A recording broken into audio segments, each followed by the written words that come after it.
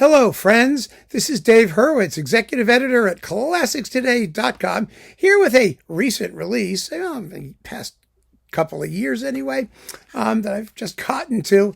Malcolm Arnold, interesting works. Not the most common stuff that we listen to, and it's wonderful because it's Malcolm Arnold. Actually, some of these pieces are relatively known, and some of them are less so. So let's just go through here. This is on Chandos, and it features the BBC Philharmonic under Rumon Gamba with Michael Collins clarinet. First, we have the Commonwealth Christmas Overture from 1957. Oh, this is fun.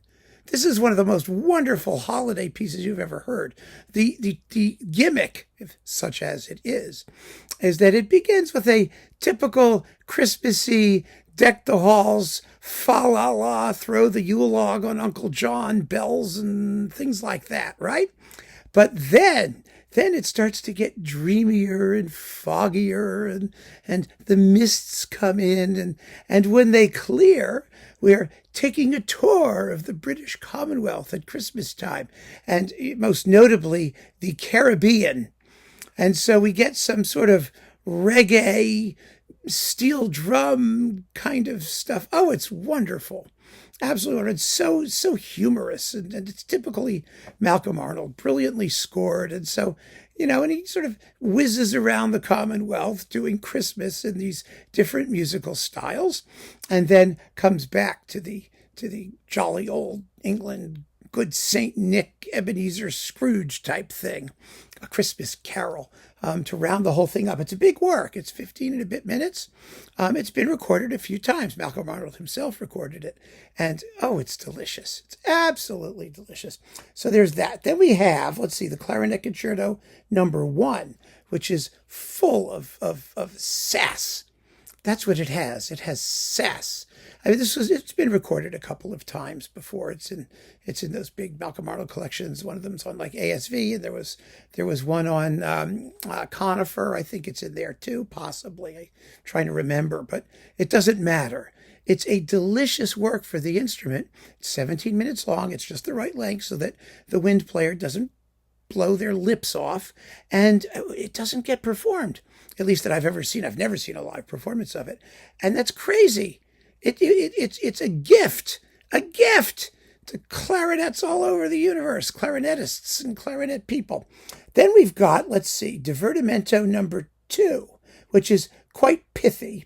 It's just 8 minutes and 53 seconds and like 3 movements, and it's what you might expect from Arnold. Again, tongue-in-cheek, just delightful. Then the tone poem Larch Trees, it's his opus 3, strikes a rather more serious note, actually. But you can tell who it is because, everything he wrote had this almost, this crystal clear orchestral style. It's almost as if he traced out his instrumental lines with a highlighter, and his very free use of the brass section and all of these things, they always tell in his music. You get a sense that he's not relying on the string section to do everything, even in his works for strings. Yeah, no, seriously. So Larch Trees is there. It's 1943, an early work. Then his Opus 120, the Philharmonic Concerto for Orchestra, which is another little 3-movement jeu d'esprit. Well, actually, it's 14 minutes long. Brilliantly written, as you might imagine, for absolutely everybody. They all have a good time. Everybody gets their little solo lick.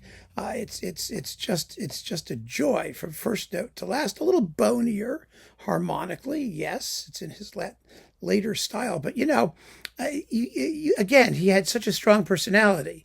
You can always tell who's doing this stuff, and you can immediately identify the composer simply from the sound.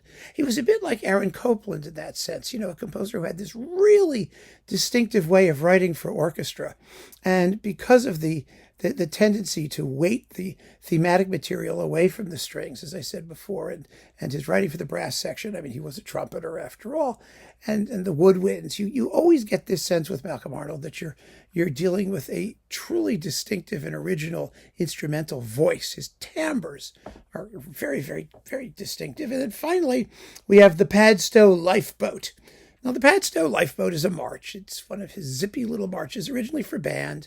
Here it's in an arrangement by Philip Lane for full orchestra, and it sounds delightful. So Michael Collins is the excellent clarinetist in the Clarinet Concerto, and all of the other pieces are either as good as unknown or rare enough so that you'll definitely want to hear them. The sonics, Chandos sonics, are wonderful. The BBC Philharmonic plays quite alertly and with vigor and character, actually, which for this orchestra is a little unusual. I mean, they sound like they're up for it, but Arnold gives them such an opportunity to be up for it. So why shouldn't they be, right? So keep on listening, friends. Thanks so much for joining me. Take care.